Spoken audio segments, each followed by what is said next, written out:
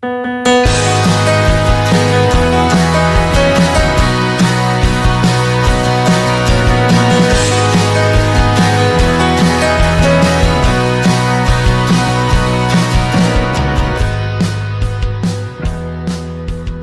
만난 데이터홀릭, 데이터홀릭의 데이터홀릭 만나는 프로젝트, 데이터홀릭과의 이야기를 나누는 프로젝트 대화.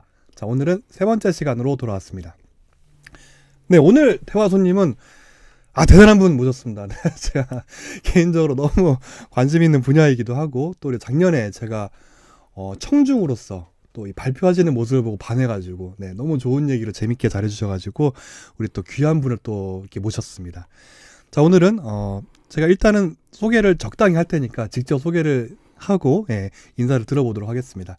자, 데이터 분석가 윤정환님 모셨습니다. 반갑습니다. 반갑습니다. 반갑습니다. 박수. 네, 활기차게. 네. 네. 자, 윤정환님, 제가 작년에 이제 컨퍼런스 같은 곳에서 뵀었는데 직접 자기 소개를 한번 좀 천천히 부탁을 드릴게요. 네. 안녕하세요. 저는 OPGG라는 회사에서 근무하고 있고 데이터 분석가라는 직군으로 근무를 하고 있는 윤정환입니다. 네. OPGG 데이터 분석가. 네. 네. 실제로 회사에서도 분석가라고 칭하시나요? 네네. 데이터 분석가라고 얘기하고 네네. 대외적인 명함에는 그냥 데이터 애널리스트라고 적혀 있습니다.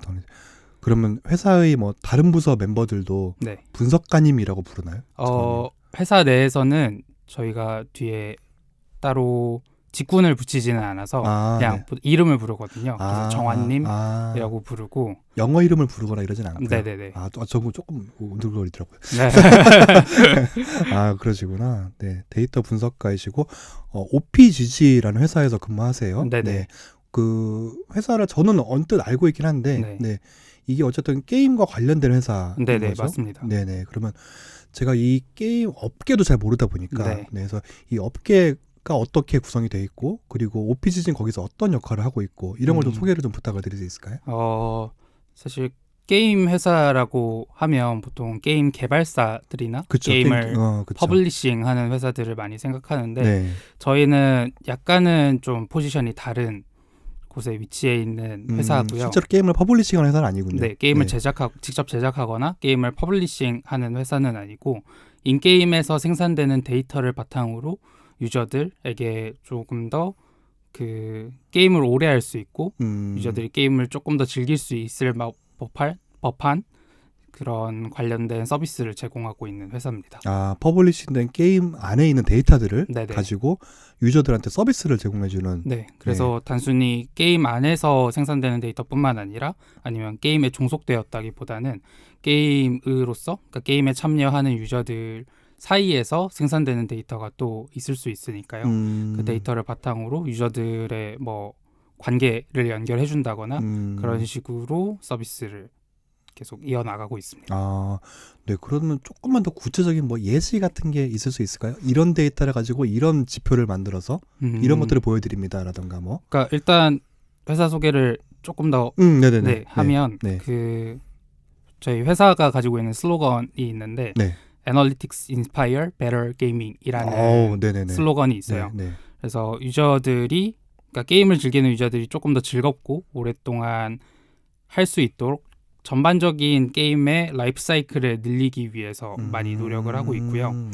그래서 가장 기본적으로는 유저들이 자신이 게임에서 했던 플레이 히스토리나 그런 정보들을 확인할 수 있는 그런 서비스를 제공하고 있고 그리고 많은 유저가 회사의 서비스를 이용하고 있다 보니까 그 누적된 정보를 가지고 통계 정보나 아니면 분석된 정보를 통해서 유저들이 이기는 정보를 조금 더 쉽게 알 수 있도록 제공하고 있는 것이죠. 기본적으로 게임을 즐기는 이제 플레이어 유저들이 게임을 더 재밌게 잘 즐길 수 있게 도와드리는 서비스를 제공하는 거군요. 네네.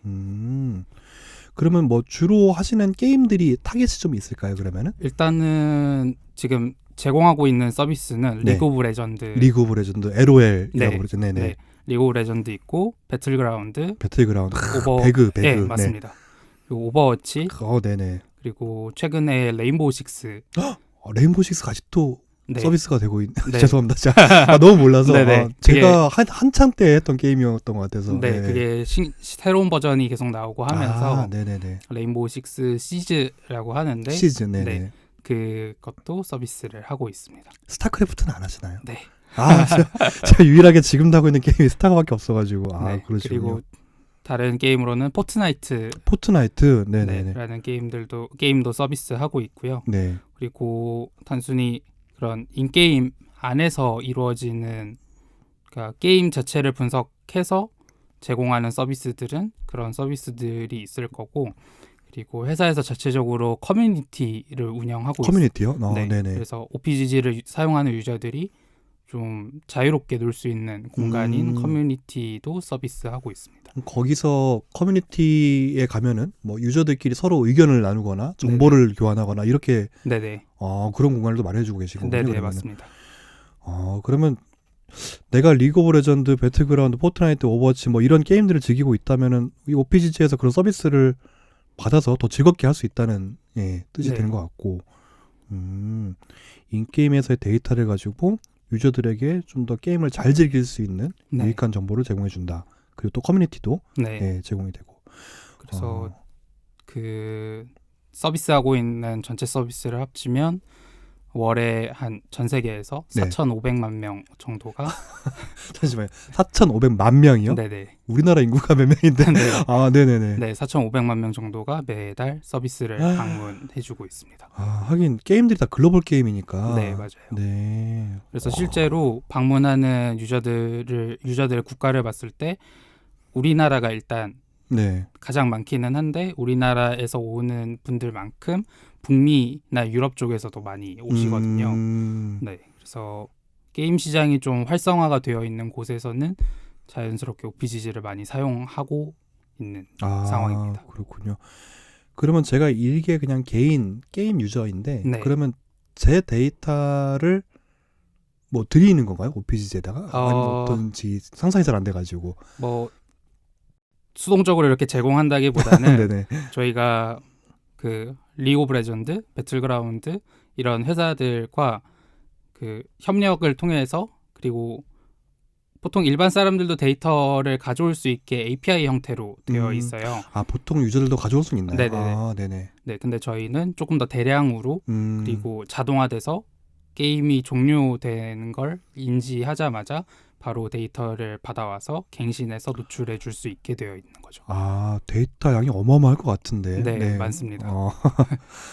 그런 식으로 제휴가 되어 있으시군요. 네, 그래서 실제로 그 리그 오브 레전드 같은 경우에는 거의 한국이나 북미, 유럽 쪽의 경우는 한 전체 플레이되는 90% 이상의 한 95% 이상의 데이터가 실제로 OPGG에 쌓이고 있어요. 그렇구나. 그럼 거기에서 전반적으로 나 말고 다른 유저들도 어떻게 플레이하나로 좀 감을 잡을 수도 있겠네요. 네, 맞습니다. 그래서 사실 내 히스토리만 궁금하고 그런 거라면 요즘 게임 클라이언트 내에서도 내가 했던 플레이들을 통계를 확인할 수 있고 이런 시스템이 거의 다 갖추어져 있는 편인데 특히 유저들이 OPGG를 많이 사용하는 이유 중에 하나가 나랑 같이 했던 플레이어들 그리고 내가 상대편으로 만난 플레이어들이 어떤 스타일을 가지고 있는지, 어떠한 뭐 챔피언, 저희 리그 오브 레전드에서는 챔피언이라는 그 구성 요소가 있는데 그런 어떤 챔피언을 많이 사용하는지 그런 걸 좀 주도적으로 학습을 해서 그거에 맞춰서 상황 대응을 할 수 있게끔 하는 거죠. 그러시군요. 근데 회사 이름이 특이해요. op.gg예요. 네네. 어떤 의미가 좀 있을까요, 이게? 그 합성어인데요. 그 OP가 흔히 이제 요즘 그 젊은 친구들한테는 많이 사용되는 단어인데 overpowered라는 단어고, 그리고 GG는 아시다시피 굿게임입니다. 그래서 그 두 단어를 합성해서 만든 회사 이름이에요. 뭐 GG라는 단어는 이제 옛날 스타크래프트가 프로화 되면서 이제 많이 유행했던 단어로 제가 기억을 하고 있어요. 그래서 게임을 시작할 때도 또는 끝날 때도 하는 굿게임이라고 이제 서로 인사처럼 하면 오버파워드는 어떤 의미죠? 제가 요즘 친구들이 아니어서 제가 그 리그 오브 레전드가 굉장히 유행을 하고 하면서 많이 사용되는 단어인데 그 리그 오브 레전드 아까 말씀드렸듯이 리그 오브 레전드 안에는 챔피언이라는 개념이 있어요. 그래서 지금 현재는 한 100가지가 넘는 챔피언이 있고 그 각 챔피언마다 속성이 있어서 그거를 골라서 이제 내가 플레이를 할 수가 있게 돼 있거든요. 캐릭터 같은 거요? 네네. 게임 시작 전에. 네. 그래서 그 5명이 한 팀을 이뤄서 각자 다른 그 챔피언을 선택을 하고 그리고 서로 고를 수 있는 챔피언을 금지시킬 수도 있어요. 배제되는 거군요. 네네. 그래서 시작하기 전에 그 픽밴 시스템이라고 하는데 그 상대가 잘하는 챔프를 몇 가지 사전 금지를 시킬 수 있고 상대도 우리 팀이 잘할 것 같은 챔피언을 사전 금지 시킬 수가 있어요. 그런 요소들이 있고 그리고 챔피언의 경우는 그 리그 오브 레전드의 개발사가 라이엇 게임즈인데 라이엇 게임즈가 거의 2주에 한 번씩 큰 단위로 패치를 하거든요. 그래서 밸런스 조정을 계속해요. 되게 자주 하는 거 아닌가요? 네네. 그래서 그 밸런스 조정도 하고 그런 그 챔피언에 대한 기본적인 메타 정보가 계속 바뀌기 때문에 그 정보를 좀 빠르게 알고 싶어하는 유저들이 많은 거죠. 그래서 특정 챔피언이 어떠한 시기에 굉장히 전반적인 메타를 따져봤을 때 굉장히 강한 경우가 있어요. 그 패치를 통해서 그런 경우 이 챔피언이 OP 챔프다라는 얘기를 굉장히 유저들이 많이 하거든요. 네네네. 좀 가져오고 있습니다. 그래서 OP라는 단어가 그 일종의 밈으로서 사용이 되는 거죠. 그래서 저 챔피언 OP다. 되게 게임 업계에 되게 상징적인 용어 두 개를 합성한 회사 이름이에요. 맞습니다. 그러면은 재밌네요. OPGG.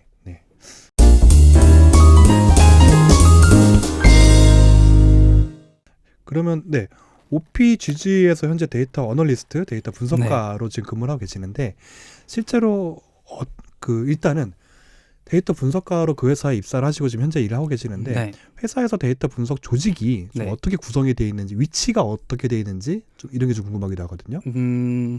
지금 회사 내에는 OPGG가 약 한 40명 조금 안 되는 규모가 현재 일을 하고 있는데 그 안에 데이터 분석 팀이 따로 있어요. 팀으로서 데이터 분석 팀이 따로 있어서 현재 그 팀을 리드해 주시는 조직장분이 계시고 그리고 이제 저같이 데이터 분석을 하시는 분들 4분 해서 총 5명으로 구성이 되어 있습니다. 40명 전체 인원 중에 5명은 되게 큰 퍼센테이지네요. 네네네. 그래서 그분들 각자 맡은 그 프로젝트가 있고요. 보통은 협업을 기본적으로 최소 2인 이상으로 구성을 해서 뭐 신규 게임을 한다거나 아니면 그런 단순히 게임을 분석하는 것 말고도 시장 조사를 한다거나 시장 전체에 마켓 조사를 그런 식으로 좀 역할을 나눠서 분석을 하고 있어요. 그러면은 보통 뭐 특정 게임마다 분석가가 따로 배치가 되는 뭐 그런 구조이기도 할 건가요? 그러면 이전에는 그 담당 게임이 있었는데 지금은 그 개념을 많이 깨려고 하는 추세고 좀 최소 2명 이상으로 약간 메인 서브 느낌으로 게임을 좀 비슷한 장르의 게임들은 최대한 뭉치고 이런 식으로 하려고 많이 하고 있습니다. 그럼 내가 뭐 예를 들면은 LOL에서 내가 메인 분석가인데 배그에서는 서브 분석가로 참석하라 이런 식으로 교차하고 분석이 되는 거군요. 그러면 그런 식으로. 근데 정말 40명 인원 중에서 5명이면 되게 큰 것 같아요. 그죠. 굉장히 큰 규모예요. 하긴 회사의 메인 비즈니스가 또 그쪽이시기도 하니까. 그렇군요. 지금 근무하신 지는 얼마나 되셨죠?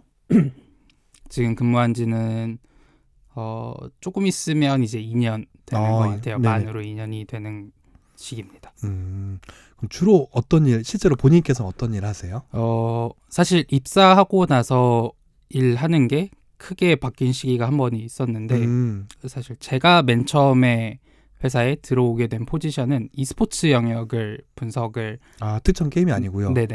특화해서 하는 그 게임 데이터 분석가라는 포지션으로 들어왔었어요. 네. 되게 명확하네요. 네. 네. 그래서 그때의 뭐 잡 디스크립션을 간단하게 얘기해드리면 그 지금은 좀 다양한 게임들 회사에서 서비스하는 게임들도 많이 분석을 하지만 그때는 회사에 있는 e스포츠 선수단을 지원하고 선수단의 코칭을 하는 가운데서 좀 도움이 될 수 있는 자료들을 생산하거나 아니면 선수단 관련해서 의사결정을 할 때 좀 밑바탕이 될 수 있는 자료들을 많이 생산했었죠. 근데 제가 OPGG가 게임단이 따로 있으신가요? 네. 그 소개를 그러게요. 지금 헷갈려요. 네. 그러니까 OPGG가 지금 그런 웹이나 앱 형태로 그 데이터 분석 서비스를 아니면 데이터 연계된 서비스를 제외하고도 그 e스포츠 구단을 현재 운영을 하고 있어요. 네, OPGG 스포츠라는 브랜딩을 OPG 스포츠. OPGG 스포츠라는 브랜딩을 가지고 있고 현재는 그래서 그 배틀그라운드랑 그런 좀 메이저 게임들을 직접 구단을 운영하고 있는 상황이에요. 많은 유저들에게 게임 데이터 분석 자료 서비스, 분석 서비스를 제공해 주시기도 하면서 직접 또 서비스 그 스포츠단을 운영하시고 있기도 하고. 정환님께서는 그 스포츠단의 코칭, 훈련 이런 부분에 또 도움을 주는 걸로 시작을 하셨던 거고요. 맞아요. 그래서 제가 입사했을 당시에는 배틀그라운드 팀이 회사 내에 2개 팀이 있었거든요. 한 팀이 아니고요. 네네. 그래서 뭐 보통 배틀그라운드는 프로팀이 한 이제 스쿼드라고 표현을 하는데 스쿼드요? 그 출전을 4명이서 경기를 출전을 해요. 그래서 4명에서 5명이 한 팀으로 구성이 되어 있고 그 팀이 2개 팀이 있었던 거죠. 그렇구나. 그러면 그 팀과 거의 함께 일을 했다고 봐야 될 부분일까요, 그러면은? 그죠. 그때 당시에 뭐 제가 직접적으로 훈련까지 참가를 하지는 않지만 훈련을 모니터링하고 선수들의 퍼포먼스를 지속적으로 체크하고 하는 작업들을 뭐 선수들이랑 또 할 때도 있고 주로 코칭 스태프분들이랑 매우 많이 했었어요. 그렇군요. 말씀을 듣다 보니까 저는 이제 데이터 관리 본방송에서 다루기도 해서 이제 프로 야구를 되게 좋아하거든요. 그래서 실제로 프로 야구단에서 하는 어떤 분석가분이나 정보 전력 분석원 하는 일과 비슷할 것 같기도 해요. 맞아요. 근데 조금 더 주도적으로 할 수 있는 부분도 훨씬 많고요. 그리고 어떻게 보면 야구가 기록의 스포츠라고들 스포츠 많이 중에서는 하지만 이 스포츠는 모든 행적이 남는 스포츠거든요. 더욱더 기록의 스포츠죠. 기록의 공간에서 플레이를 하기 때문에 그래서 사실 그 회사를 창업하셨던 분들이 e스포츠를 해야겠다라고 결심을 했던 이유가 제 생각에는 아마 저희가 웹 형태나 그런 서비스로 다양한 유저들, 일반 유저들에게 또 정보를 제공하지만 일종의 그 게임 시장에서 게임 세계에서 탑 티어에 있는 유저잖아요. 가장 하드코어한 유저들이고 그런 유저들에게도 직접적으로 이제 정보를 제공하고 그리고 선수단이 있으면 가장 좋은 게 매우 빠른 피드백을 받을 수 있어요. 직접적인 피드백을 받는 거죠. 그래서 그 하드코어한 유저들, 뭐 탑 티어의 진짜 세계적인 실력을 가진 선수들의 피드백을 받을 수 있으니까 그런 점이 가장 좋았던 거죠. 기존에 하는 서비스들의 일단 뭐 테스트 베드 같은 느낌의 최초의 피드백을 받을 수 있는 그렇게 될 것 같고 그리고 제가 정환님을 처음 알게 된 것도 어떤 컨퍼런스에서였다고 했는데 그 당시에도 이제 지금 회사에서의 초반부의 업무였던 그런 e스포츠 선수단하고의 업무를 주제로 발표하셨었어요. 그럼 그때 발표 내용을 한번 잠깐만 여기서 소개를 해봐 주실 수 있을까요? 현재 업무는 약간 비껴 있는 것 같긴 하지만. 그래서 그때 그 컨퍼런스에서 공유를 했던 내용은 제가 입사해서 한 1년 정도의 기간 동안 선수단이랑 협업을 하는 가운데서 있었던 사례들을 소개를 실제 했었어요. 분석가로서 선수들과 호흡할 때 제목이 데이터 분석팀과 e스포츠 선수단의 신뢰 쌓기 프로세스 이런 제목으로 맞아요. 그래서 신뢰를 쌓는 과정에 대해서 설명을 했었는데 그냥 단순히 사람 대 사람으로서 신뢰를 쌓는다는 개념보다는 그래도 제가 할 수 있는 일이 데이터를 가공하고 데이터를 분석을 해서 조금 쉽게 알 수 없는 아니면 꼭 긴 시간을 통해서 경험으로만 그렇죠. 취득을 해야 되는 부분들을 커버할 수 있었던 능력이 있었으니 그렇죠. 그걸 가지고 조금 더 빠르게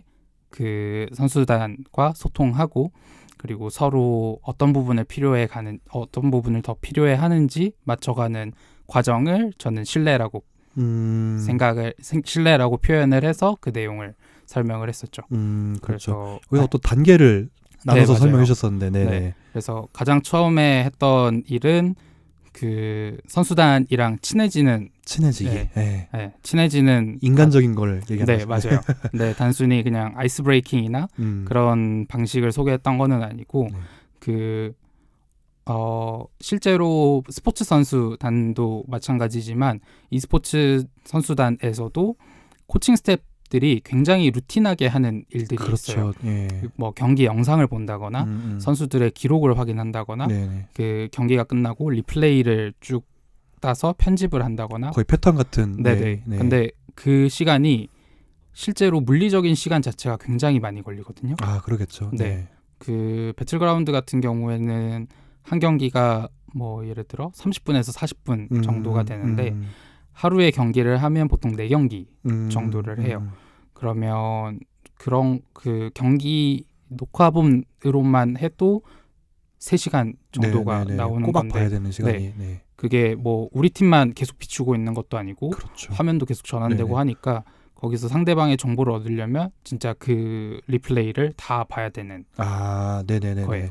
근데 분석을 하는 입장에서는 데이터가 있는 상황에서 그 데이터를 가져와서 그런 시간을 좀 줄이는 작업을 조금 더 쉽게 해줄 수 있었던 거죠.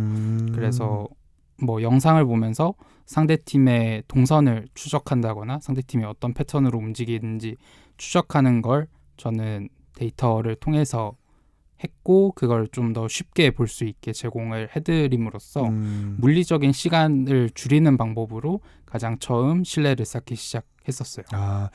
기존에 루틴에 갖고 있던 어떤 패턴처럼 하던 분석의 방식, 전통적인 방식이 어떤 되게 하기 싫었던 부분이었을 것 같기도 하고 그분들한테는 시간이 많이 든다라는 그 포인트를 갖다 짚어서 줄여주면서 친해졌다. 맞아요. 제가 저녁 시간을 3시간 만들어준 거니까요. 그렇죠. 저녁이 있는 삶을 부여해드렸군요. 아니면 잘 수 있는 시간을 좀 더 늘려드린 거기 때문에. 그래서 가장 처음에 제가 맨 처음에 회사에 딱 입사를 해서 이제 일을 시작하고 했을 때는 저도 그 대학원을 졸업을 하고 뭐 이제 공부를 하면서 배워왔던 방법론들을 막 접해볼 수 있는 데이터가 너무 많으니까 이것저것 막 해봤었어요. 근데 그거를 좀 어느 정도 진행하다 보니까 생각이 들었던 게 실질적으로 그래서 분석으로서 재밌는 분석이랑 이게 선수단의 코칭이나 선수단 운영 측면에서 실질적인 도움을 줄 수 있느냐는 또 별개의 문제였던 것 같더라고요. 그래서 친해지는 과정에서 이들이 어떤 부분을 조금 더 필요로 하는지 어떤 부분이 직접적인 도움이 될 수 있는지를 찾아보는 약간의 워밍업을 하는 서로가 웜업되는 그리고 이 사람이 무슨 일을 해줄 수 있는지 또 모르잖아요. 그리고 보통 그 코칭 스태프분들 입장에서는 머니볼에서 나오듯이 그 통계학을 한 분석가를 굉장히 그리고 필드에 있었던 사람도 아니고 선입견이 있으시죠. 그래서 굉장히 나에게 위협이 되는 사람이라고 생각을 하거든요. 그래서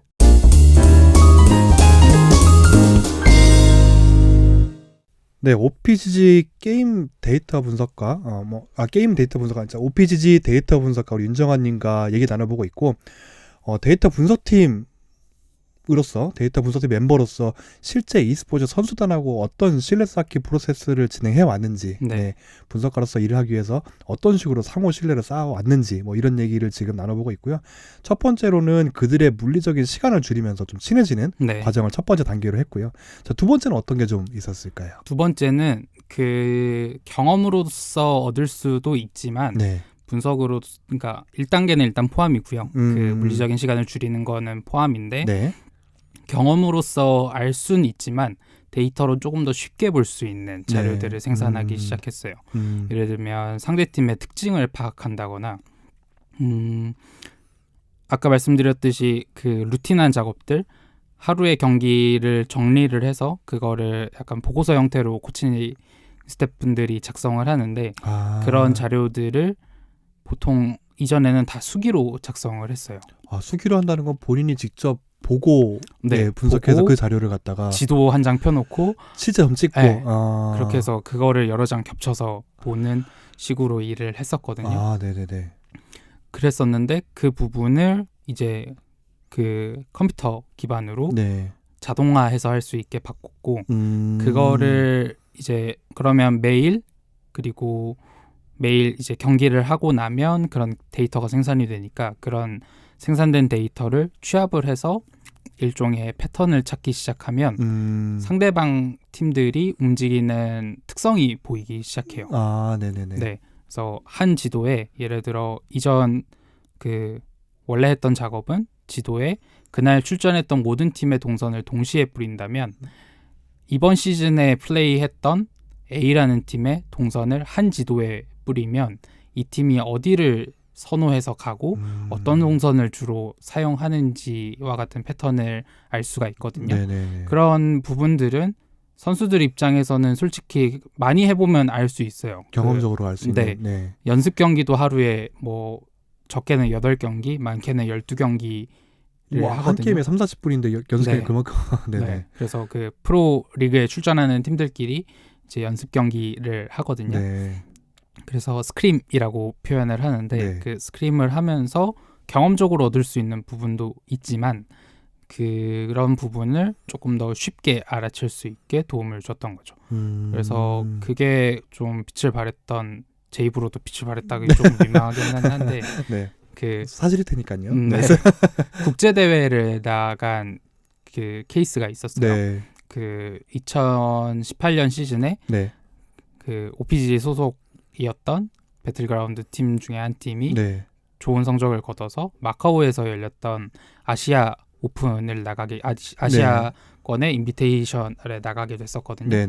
근데 문제는 그 국내의 팀들은 뭐 아까 말씀드렸듯이 연습 경기도 많이 하고 그리고 아는 선수들도 많고 실제 그냥 놀면서도 같이 게임하고 하니까 스타일을 금방 알 수 있어요. 그리고 뭐 조금만 초반에 경기를 뭐 시즌이 보통 한 2달 정도 이루어지니까 시즌 초반에 일단 시작을 해서 전술을 바꾸는 경우도 많고 그런데 그 짧은 기간 이루어지는 대회 같은 경우에는 경기가 3일 동안 이루어지는데 총 12경기밖에 되지를 않아요. 하루에 4경기씩 3일 동안 진행을 하는데 그 3일 동안에 뭐 경기를 이미 해보고 전술을 그때 가서 바꾸기에는 너무 늦는 거죠. 그렇죠.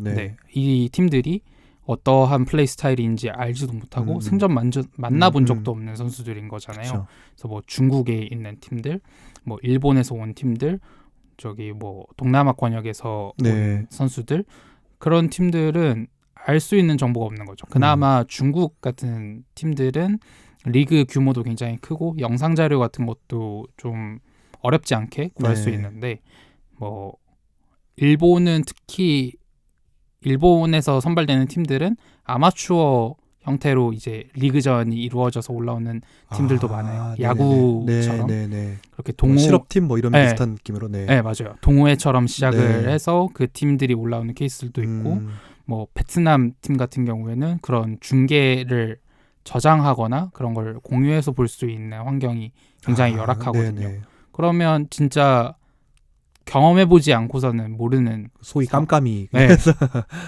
가뜩이나 게임 자체가 배틀로얄 장르라서 모든 게 랜덤인 상황에서 상대의 팀도 모르는 상황이면 정말 올 랜덤이네요. 전술을 짜기가 굉장히 어려운 거죠. 그래서 그 앞서 모았던 자료들을 가지고 팀들의 플레이 스타일을 정의하고 이 팀들이 어떤 곳을 주로 베이스 캠프로 사용을 해서 시작을 하는가 같은 정보를 알 수 있었던 거죠. 그런 데이터는 존재하니까요. 영상이나 이런 건 구하기 쉽지 않지만 데이터는 있으니까. 그제 와서 그 팀들의 정보를 옛날 방식으로 모으려면 정말 한도 끝도 없이 시간이 걸리고 그죠. 불가능에 가까웠을 텐데 네네. 그걸 데이터를 가지고 하니까 짧은 네. 시간에 맞습니다. 만들 수 있었다. 실제로 좋은 성적을 거기서 거뒀나요, 우리 선수들은? 그때 이제 제 기억으로는 좀 시간이 지나서 한 4위 정도, 4위였나 5위로 시즌 대회를 마무리했던 것 같아요. 그렇군요. 네. 어쨌든 앞서 1단계의 친해지기와 비슷한 맥락인 것 같기도 해요. 뭔가 되게 고통스럽고 어렵고 힘든 부분을 조금 만지면서 더 가까워질 수 있었던 신뢰를 형성할 수 있었던 것 같고 또 그다음은 또 어떤 게 있을까요? 그 다음 단계는 이제 분석으로만 뽑을 수 있었던 자료들을 생산하기 시작했어요. 네네네. 뭐 어떤 게 있냐면 그 배틀그라운드의 게임 API로 받을 수 있는 로그 중에 굉장히 상세한 로그가 있거든요. 네. 저희는 표현을 텔레메트릭이라는 정보라고 표현을 하는데 그 텔레메트리 안에는 한 게임이 이제 쭉 진행이 되면서 있었던 타임 로그들이 거의 대부분 들어있어요. 예를 들면 배틀그라운드에서 총을 쏴서 누군가를 맞추는 상황이 벌어졌을 때 일단 나라 A라는 플레이어가 총을 쐈다라는 로그가 쌓이고요. 총을 쏴서 그게 이제 누군가에게 맞았다라는 정보가 쌓이고 모든 액션이 다 로그로 이렇게 로우로 이렇게 쭉쭉쭉쭉 기록이 되는 거죠. 데미지가 발생했다. 그래서 누구에 의해서 죽었다. 이런 식으로 정보가 쭉 생산이 되는데 그 정보를 선수별로 취합을 해서 선수들의 사격 습관을 고치는 데 사용을 했어요. 나도 모르게 갖고 있는 나의 사격 습관을. 근데 보통 선수들의 경우에 그 진짜 프로 씬에 들어올 정도의 선수들이면 아마추어 레벨에서는 난다긴다 한다는 이미 그러셨겠죠. 그런 선수들이기 때문에 그 모두 다 자기가 굉장히 잘하고 그렇죠. 그렇다고 생각을 하는 케이스들이 있어요. 나는 왜 그런 프로 생활이 좀 오래되고 보면 자기도 모르게 습관 같은 게 안 좋은 습관이 생기는 케이스들이 있거든요. 근데 그거를 좀 정성적으로 옆에서 코칭을 하기에는 상당히 좀 제한적이에요. 코칭 스태프분들이 그렇다고 해서 선수들보다 플레이를 하는 오히려 능력이 훨씬 더 뛰어나다고 이야기할 수도 없고 그렇죠. 그렇기 때문에 보통 뒤에서 지켜보면서 해야 되는 부분이고 그리고 뭐 총기의 반동을 잡는다거나 하는 그러한 것들은 굉장히 미세한 작업들이잖아요. 그래서 그런 거를 실질적으로 코칭을 하기가 굉장히 힘든데 선수들이 사격을 해서 누군가를 맞췄던 기록을 쭉 뽑아서 이제 관역판처럼 히트맵을 뿌려주기 시작하면 이 선수가 상하 반동을 잘 잡는지 아니면 좌우 반동을 잘 못 잡는지 이런 정보들을 알 수가 있어요. 혹시나 저희 방송을 듣는 여성 정치자분들이나 군대를 아직 안 가보시는 분들을 위해서 말씀드리면은 총이라는 게 이제 실제 총을 사격을 하게 되면 그 격발대의 폭발 때문에 튕기죠. 그것이 위아래로 튕기는 건 이제 상하 반동이라고 하고 좌우로 흔들려서 튕기는 건 이제 좌우 반동이라고 하는데 그런 것들에 대한 오차까지도 로그로 남아 있다는 그런 습관 같은 것들이. 그래서 누군가를 조준을 해서 이제 사격을 했는데 그 총알이 어디에 맞았는지와 같은 정보들이 로그로서 남아 있는 거죠. 근데 선수들이 보통 통계치를 뽑아봤을 때 상대방을 먼저 공격을 했을 때 상대 쪽에서 이제 대응해서 공격을 해오는데 채 5초가 안 걸리거든요. 아무리 나한테 총을 쐈다면 다시 나한테 대응 사격을 하는데 아무리 먼 거리에 있어도 그 게임 공간 내에서 상대방이 어디서 총을 쐈고 그거를 정비를 해서 그 나에게 공격을 먼저 한 상대에게 대응 사격을 하는데 5초가 채 걸리지 않아요. 그러니까 어디서 날라왔는지 느낌적으로 안다는 거잖아요. 그리고 소리로도 알고 그러면 이제 선수들끼리 그 정보 공유해서 바로 그쪽 방향으로 대응 사격을 하거든요. 그게 채 5초가 안 걸린다.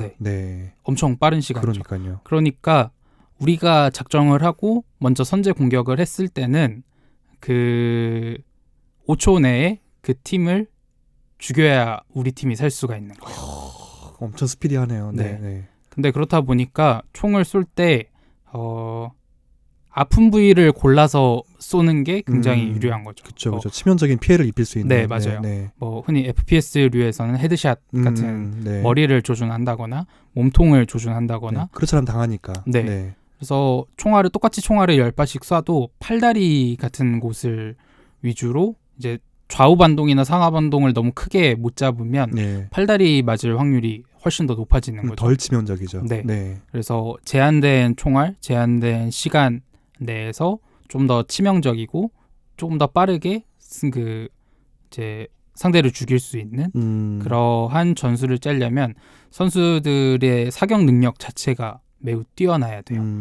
그런 정보들을 좀 정량적으로 너가 이번 주 동안 플레이했던 부분인데 이 사격 패턴들을 좀 보고 히트맵을 뿌려보면 지금 상대적으로 뭐 팔다리에 맞는 비중이 너무 높아지고 있다. 그런 정보들을 제공하는 거죠. 그래서 실제로 마카오에서 대회를 할 때 선수단이랑 같이 하루가 끝나면 선수들이랑 같이 리뷰를 하면서 사격 습관에 대한 부분도 가이드를 주고 조금 더 좌우 반동에 신경을 쓰거나 그렇게 해서 사격을 하도록 유도를 하는 거죠. 근데 아까 초반부에도 말씀하셨지만 정말 난다긴다는 선수들이고 플레이 시간도 어마어마하고 이미 엘리트급의 프로 선수들인데 분석가 정환님의 그런 말씀을 그래요? 그럼 당장 내일부터 다르게 해야겠네? 이렇게 하지 않을 것 같긴 한데 제가 아무런 자료 없이 그렇게 찾아갔으면 선수들도 그런 식으로 반응을 하는 게 맞아요. 그리고 초반에도 제가 어떠한 뭐 얘기를 하면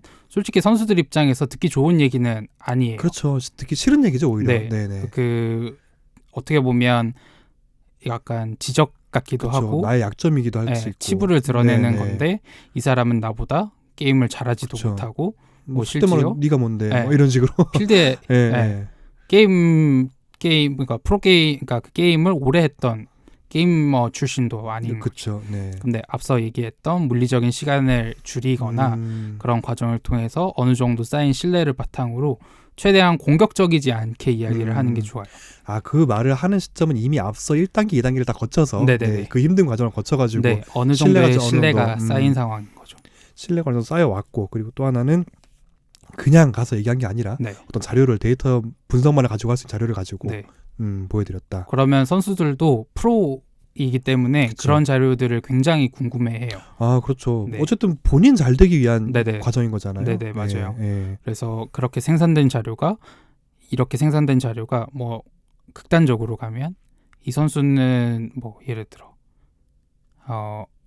극단적으로 사용됐을 좀 위험한 커뮤니케이션을 하는 경우는 이런 자료를 가지고 선수들의 실력을 단정 지어버린다거나 그걸 평가를 그런 식으로 일방적으로 사용하기 시작하면 선수들이 굉장히 위협을 느껴요. 그래서 저 데이터 분석가가 생산한 자료가 의사결정에 반영이 돼서 내가 당장 다음 시즌에 인사고과가 내 KPI가 어떻게 설정될지 몰라 이런 생각을 할 수 있는 거죠. 위협을 느끼겠네요.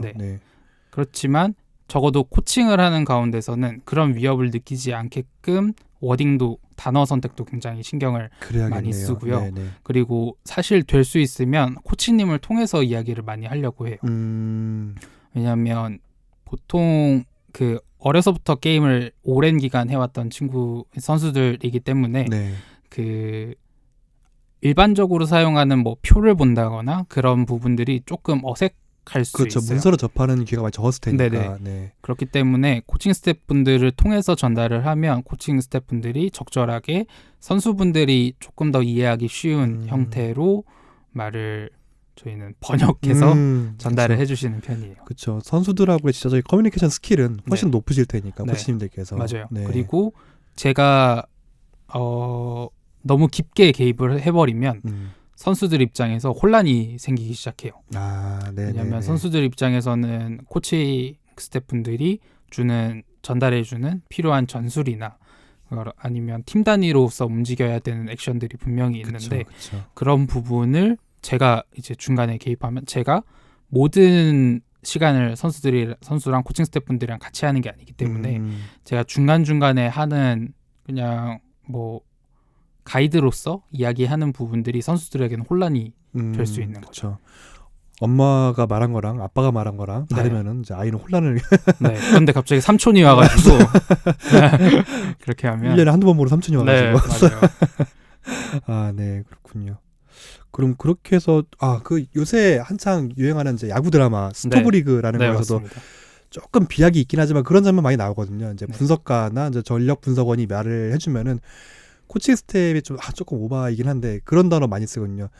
난 야구 안 해봤던 사람이랑 얘기 안 해. 네, 이런 맞아요. 식으로 대뜸 받아들이거든요. 네네. 근데 결국에는 근데 저도 또 야구 관련 팟캐스트를 또 진행하고 있는데 거기서도 저번에 한번 뭐 LG 트윈스 박용태 선수를 한번 모시고 한 적이 있었는데 선수 말씀이 그렇더라고요. 아까 정환님 말씀도 중간에 비슷한 게 있었었는데 데이터를 우습게 보지 않는다는 거예요. 아니 나 잘 되려고 하는 건데 내가 다음 시에 나아지려고 내 훈련 방법을 찾고자 하는 데이터인데 그걸 왜 무시하느냐. 그런 선수 없다고. 그런 프로 없다고. 네. 근데 이제 커뮤니케이션 스킬의 문제인 것 같기도 맞아요. 하거든요. 네. 정말 아다르고 어다른 얘기여가지고. 네. 그걸 가지고 저희가 분석 저랑 코칭 스태프분들이랑 명확하게 딱 선을 정했던 게 저는 어디까지 자료 제공이랑 의견까지 제공을 하는 선수 코칭 부분에서는 의견을 제공하는 거지. 그래서 선수단의 전술을 결정하고 선수단의 전술에 대해서 일을 분배하고 하는 부분은 전적으로 코칭 스태프분들한테 그렇죠. 일임하는 걸로 이제 선을 어드바이스와 실행은 다른 거니까. 네, 맞아요. 그렇죠. 그런 서로의 부분을 충분히 서로의 부분을 충분히 지켜주고 그 서로의 영역에 대한 의견만 제시를 할 수 있는 구조로 이제 저희는 가고자 했던 거죠. 그런 거에 대한 서로에 대한 이해, 합의 이런 게 되게 중요할 것 같아요. 네, 맞아요. 그렇군요.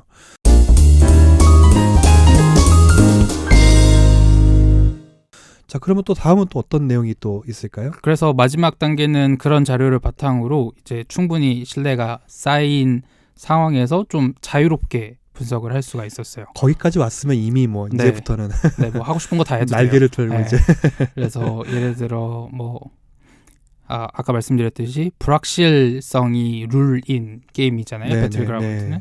그렇기 때문에 무기를 줍거나 이제 저희는 그러니까 스폰이라는 표현을 쓰는데 무기가 생산되는 지역이나 뭐 종류나 그런 것 자체도 다 랜덤이기 때문에 선수들이 선호하는 총기가 있고 아니면 게임 최근 메타상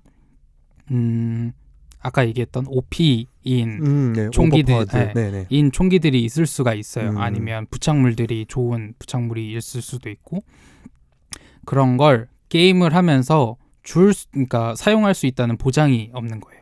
그렇죠. 다 랜덤이니까. 뭐 레인보우 식스 같은 게임은 사전에 무기를 선택을 하고 게임을 시작하지만 배틀그라운드 같은 경우에는 게임에서 선택할 수 있는 게 내가 낙하하는 위치밖에 없거든요. 근데 저 이런 FPS 게임류를 잘 안 해봐서 그러는데 보통은 상점에서 무기를 사가지고 장착해서 들어가는 케이스도 많이 있잖아요. 맞아요. 근데 이거는 그런 게 아니라 완전 랜덤하게 내가 어디 떨어지고 나면 그때부터는 랜덤하게 무기를 찾으러 다니고 그래서 내가 주운 무기를 통해서만 사용을 할 수 있고 그리고 뭐 총알도 수급을 해야 돼요. 그거에 따라 승패가 좌우될 수도 있겠네요. 맞아요. 그래서 무기를 적절한 시기에 뭐 구하지 못하면 패배할 확률이 굉장히 높아지는 거죠. 그런데 그러한 패턴을 그러니까 한 경기 한 경기만 놓고 보면 모든 무기들이 생산되고 그러니까 스폰되고 하는 게 랜덤인 게 맞는데 그걸 뭐 수천 경기, 수만 경기 모아서 보기 시작을 하면 일종의 패턴이 보이기 시작해요. 소위 말하는 빅데이터. 네, 맞아요. 그래서 뭐 예를 들어 새 집이 나란히 있는데 집이 뭔가요? 그 구조 그러니까 게임 맵 안에서 건물이 있는데 그 건물을 저희는 막 집이라고 표현을 하거든요. 그래서 그 건물이 3개가 있는데 첫 번째 있는 건물에서는 그러니까 똑같이 바로 옆에 있는 건물임에도 이제 뭐 몇천 경기, 뭐 몇만 경기를 모아놓고 보면 이 건물에서는 무기가 10건도 안 나와요. 그런 케이스가 있는 거죠. 확률 싸움이군요. 그러니까. 그래서 모두 다 랜덤이긴 하지만 그 자료를 뭐 뭐 일정 이상 매우 많이 모아서 보기 시작을 하면 특정 건물에서 무기가 상대적으로 높은 확률로 나올 수 있는, 네네. 아니면 내가 선호하는 무기가 조금 더 내가 선호하는 무기를 잘 구할 수 있는 구역이 어딘지를 판단할 수가 있게 되는 거죠. 그러면 뭐 동선을 변경한다거나 초반에 선수들이 이제 딱 낙하를 하고 나서 이제 무기를 찾아서 이제 장착을 하고 뭐 예를 들어 헬멧 같은 것도 네네. 줍고 하는데 해서 이제 첫 출발하는 데까지 5분 정도가 걸리거든요. 그래서 차도 어디서 가져오고 뭐 무기 줍고 뭐 전투를 하기 위한 준비까지가 네네. 5분 정도. 네. 그래서 그 준비를 해서 이제 보통 그 전술을 세웠던 대로 이동을 진행을 하는데, 그런 과정 속에서 조금 더 최적화된 동선을 찾을 수가 있는 거죠. 단 한두 게임, 뭐 한 10게임, 100게임 가지고는 패턴 찾기 쉽지 않을 것 같이 보이는데, 맞아요. 그것이 수천, 수만, 수십만이 네. 모이면은 어느 정도의 확률이 높은 네. 곳이 있다는 거잖아요. 네네. 그래서 그런 것도 뭐 리그 오브 레전드처럼 이렇게 메타가 바뀌거나 네. 패치가 되거나 하면 그러한 양상이 한 번씩 크게 바뀌는 경우가 있어요. 조정이 되는 거죠. 네네네. 네. 그래서 어떤 총기가 갑자기 잘 안 나오기 시작한다거나 그런 부분들이 있는데, 이제 그때쯤 되면 선수들이 한 번씩 요청을 해요. 요즘에 플레이하면서 이 건물에 옛날에 총기가 잘 나왔었는데 요즘 잘 안 나오는 것 같으니까 혹시 한번 뽑아주실 수 있냐라고 요청을 하면 실제로 뽑아서 확인을 해보면 그 집에서 그 건물에서 나오는 총기 스폰 확률이 낮아졌거나 그런 경우가 꽤 있죠. 직접 필드에서 네. 예, 체험하는 선수들의 그런 니즈가 또 있겠네요. 그러면은 네. 본인의 가설을 확인해보고 싶은 그런 맞아요. 니즈를.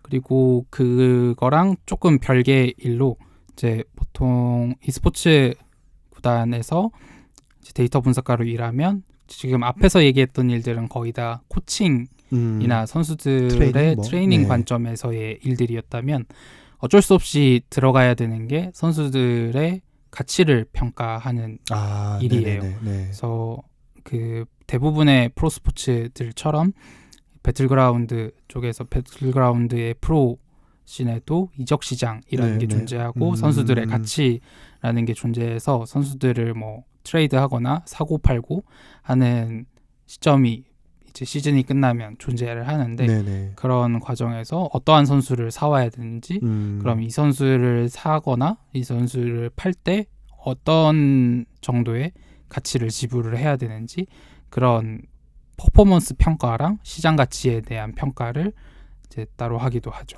구단의 어떤 경영을 위한 의사결정에 도움을 주는 부분이 있을 수 있겠네요. 그러면은. 네, 그래서 아니면 선수단을 리빌딩 한다거나 그런 과정에서 어떤 선수를 데려오는 게 우리가 승리할 수 있는 확률을 가장 높일 수 있는 길인지, 그러한 부분들을 이제 자료를 생산을 해서 코칭 스태프분들이랑 같이 이야기하고 뭐 경영진 분들이랑도 이야기하기도 하죠. 전통적인 우리 스포츠, 프로스포츠와 거의 동일하네요. 네, 맞아요. 다른 게 거의 없는 것 같아요. 네. 그렇군요. 자, 그러면 지금까지 뭐 데이터 분석팀에 소속이 돼 있으시면서 이제 데이터 분석가로서 e스포츠 선수단하고 어떤 식으로 신뢰 쌓고 그런 프로세스를 거쳤는지, 그래서 현재 업무를 하고 계신지 알아봤고요.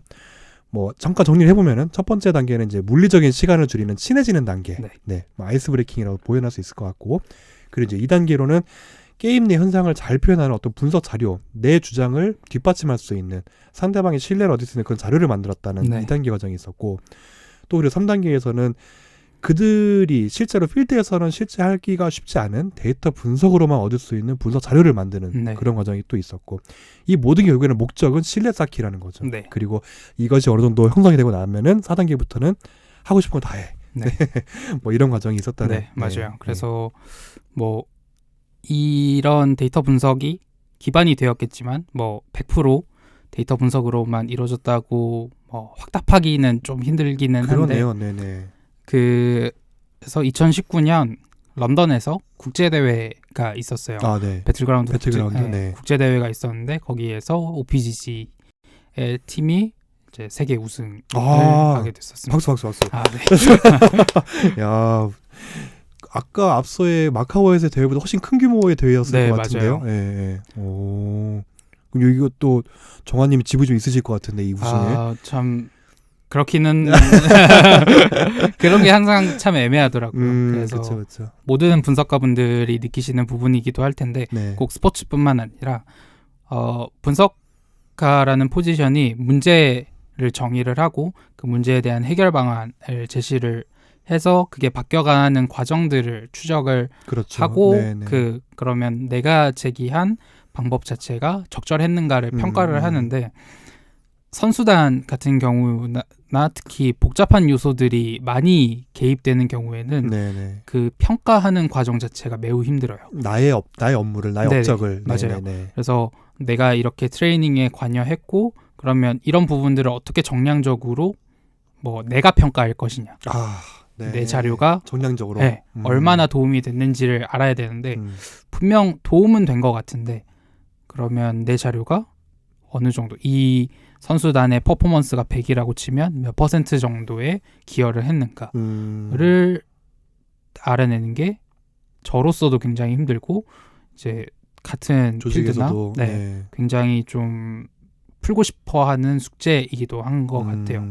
그게 솔직히 사실 불분명해서 스포츠나 e스포츠 쪽에서 좀 완전 공격적으로 그 데이터 분석을 전사적으로 도입을 하려는 게 좀 지연되는 케이스가 그게 좀 허들이 될 수 있겠네요. 네, 맞아요. 그리고 쉽게 시작할 수 있는 부분은 아니잖아요. 그렇죠. 기술적인 부분도 있고 어쨌든 관련된 인력도 채용이 돼야 되는 부분인데 되게 좀 불확실하다. 우리 매출에 불확실하다. 맞아요. 도움이 되는 것까지는 알겠는데 이게 그렇게 그러면 이 분석을 기반으로 해서 우리 팀이 우승을 할 수가 있어? 아니면 우리가 구단을 운영하는데 들었던 돈이 30% 확 준다고 확신할 수 있어? 이러한 확신이 없으면 쉽게 시작하기는 좀 어려운 부분이 있는 것 같아요. 그렇겠네요. 근데 말씀하신 걸 듣고 보면은 우리 전통적인 기업에서 네네. 영업 외 부서, 맞아요. 네네, 경영 지원, 인사, 이런 부서는 실질적으로 매출에 얼마를 영향을 미쳤는가가 쉽지 않은 일이어가지고, 그렇죠. 네, 근데 그렇지만 회사 입장에서는 없어서는 안 되는 조직이긴 하거든요. 네, 그런 거에 대한 고민은 아직까지도 이어지는 것 같고, 혹시 정한님 거기에 대해서 좀 타개하고자 하는 정량적으로 내 일을 보여주는 그런 과정을 혹시 해보신 적이 있으실까요? 그러면은? 정량적으로 보여준다기보다는 시장의 인식을 바꾸려고 굉장히 많이 어필을 했던 것 같아요. 제가 작년에 컨퍼런스도 발표를 하고 그랬던 이유 중에 하나가 OPGG에서 만들어내는 자료들이나 그러니까 OPGG는 지금 배틀그라운드도 서비스를 하고 있거든요. 그래서 엄밀히 따지면 OPGG와 OPGG 스포츠는 서로 다른 물론 모델이 다르군요. 비즈니스 모델이. 비즈니스 모델도 다르고 다른 주체인데, 그러니까 그렇다고 해서 보통 이제 OPGG 스포츠에 소속된 배틀그라운드 구단에서 이야기를 한다거나 하면 OPGG와 동격으로 보는 경우가 굉장히 많아요. 그럴 수 있겠죠. 예를 들어 외부에서는. 그러니까 예를 들어 상대적으로 그런 분석 인프라가 부족한 구단들을 통해서 어차피 우리가 그 구단을 운영하면서 하고 있는 일들이니까 그런 내용들을 함께 만들어서 공유를 하겠다라고 하면 약간 좀 의심스러운 눈초리로 보는 케이스들도 많고 충분히 이해는 해요. 근데 그러한 부분들부터가 시장에 전반적으로 분석이나 데이터 기반으로 의사결정을 하는 구조 자체가 도입이 되는 거에 허들이 된다고 생각을 했었거든요. 그래서 최대한 원래는 음지에서 일을 했다면 최대한 나와서 구단 관계자 분들이랑도 얘기도 최대한 많이 하고 그리고 대외적인 인터뷰를 한다거나 그런 방식을 통해서 좀 오픈된 마인드로 인식을 바꿀 수 있게 많이 시도를 했던 것 같아요. 결국에는 아까 설명해 주신 신뢰 쌓기 프로세스의 확장 버전이네요. 다른 구단 맞아요. 다른 구단들이랑 신뢰도 쌓고 해야 솔직히 제가 단순히 팀의 우승 자체가 저 개인적인 목표였다면 그렇게까지 할 필요는 없는데 결국 그 시장 자체가 성장을 해야 제가 일할 수 있는 기간도 점점 더 그렇죠, 길어지고 그렇죠. 그렇게 해야 제가 성장할 수 있는 폭도 훨씬 넓어지고 그렇죠. 그리고 경쟁할 수 있는 상대가 있는 것도 저에겐 굉장히 큰 동기부여가 될 수 있으니까요. 그래서 그렇게 하는 게 도움이 되겠다. 그리고 회사에 있었던 의사결정을 해주셨던 분들도 그게 상당히 도움이 될 거다라는 인식에 동의를 해주셨기 때문에 그런 식으로 좀 대외적인 인식 개선에 많이 노력을 했던 것 같아요. 그렇죠. 파이 자체가 커져야지. 맞아요. 내가 활동할 수 있는 영역과 맞아요. 이런 능력들이 필요할 테니까. 지금 현재 OPGG 데이터 분석가로서 e스포츠 선수단과의 이제 과정들을 한번 보여주셨고 네. 또 업무가 크게 바뀌셨다고 한 적이 있으세요? 그래서 여전히 e스포츠 영역에서의 분석도 진행을 하고는 있는데 그거 외적으로도 이제 회사 서비스에 조금 더 기여할 수 있는 다양한 부분들에 대한 업무들이 현재는 진행이 되고 있어요. 그럼 아까 앞서 말씀하셨던 것들은 지금은 조금 비율이 낮아진 업무일까요? 네네네. 조금은 낮아졌다라고 이야기할 수 있겠죠. 그럼 지금은 주로 어떤 업무를 하시는 걸까요? 그러면은 지금의 경우에는 예를 들어 이런 게 있어요. 그 e스포츠 영역에서 사용됐던 방식을 OPGG의 서비스에 녹여내는 작업 같은 걸 해요. 그래서 뭐 그 맵 내에서 어떤 무기가 잘 나오고 어떤 무기가 잘 나오지 않는 위치 정보를 이렇게 볼 수 있었던 시스템을 일반 유저들이 사용할 수 있는 버전으로 옮겨서 제공을 하는 거죠. 아, 네네네. 네, 그래서 그런 걸 뭐 배틀그라운드 OPGG 이제 저희는 그러니까 pubg.op.gg라는 도메인에서 서비스를 하는데 거기서 맵 분석이라는 컨텐츠로 이제 조금 라이트하게 소개를 하는 거죠. 특정 선수단이 아니라 전반적으로 확대시켜가지고 일반 유저한테. 맞아요. 그래서 앞서 말씀드렸듯이 일종의 테스트베드로서 선수단에게 테스트를 해본 거고 이게 충분히 일반 유저들에게도 적용될 수 있는 부분이다라는 판단이 들면 그거를 적극적으로 서비스에 녹이려고 하는 거죠. 좀 더 일반 유저들이 받을 수 있는 서비스가 풍성해지는 것 같네요. 그래서 두 가지 모두 다 중요하기는 하지만 어쨌든 OPGG의 메인이 되는 거는 게임 데이터를 게임에서 생산되는 데이터나 게임 관련 정보들을 통해서 유저들 좀 더 많은 유저들에게 뭐 흔히 이야기하는 인사이트를 주는 거니까요. 그래서 그런 분석 관련 콘텐츠를 생산하는 일들도 요즘은 꾸준히 하고 있고요.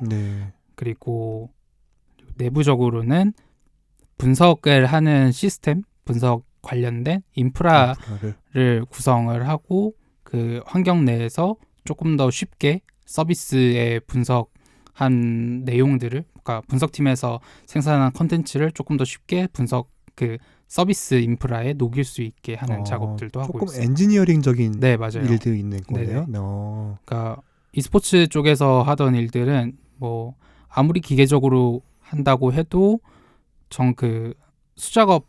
수작업으로 해야 되는 부분이 있을 수밖에 없어요. 근데 그런 부분을 조금 더 쉽게 그리고 그 선수단에서 다루던 자료보다 훨씬 더 많은 데이터를 다뤄야 되기 때문에 그 자료들을 가공을 해서 서비스에 조금 더 잘 녹일 수 있도록 뭐 파이프라인을 설계한다거나 분석 모듈을 만든다거나 그런 걸 만들어서 뭐 API 형태로 제공을 한다거나 그런 인프라의 엔지니어링 요소도 좀 일부 하고 있습니다. 앞에 하셨던 업무와 좀 달라졌네요. 성격이 좀 많이. 네, 맞아요. 더 재밌으세요?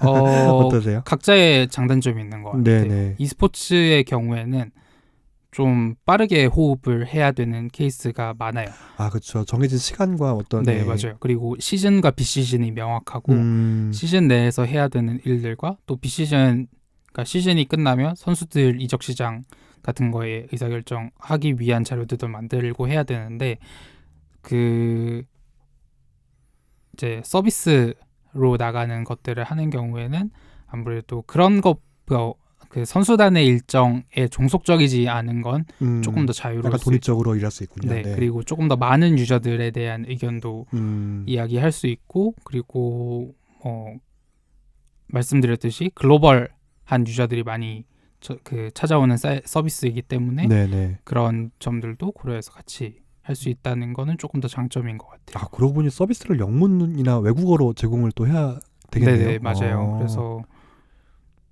꽤 많은 언어로 지금 제공을 하고 있거든요. 그렇군요.